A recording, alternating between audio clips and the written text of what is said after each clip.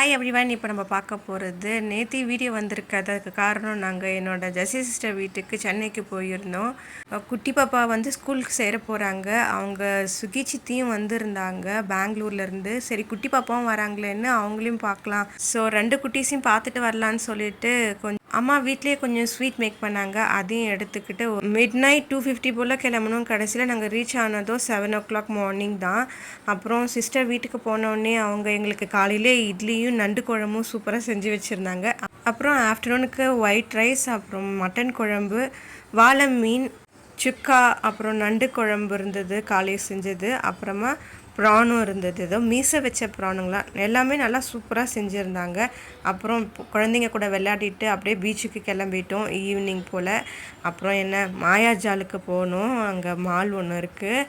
அப்புறம் ஈவினிங் ரொம்ப டைம் ஆகிடுச்சு. மாயாஜாலில் போய் கொஞ்ச நேரம் குழந்தைங்க விளையாடிட்டு இருந்தாங்க. ஒரே சேட்டை தான்.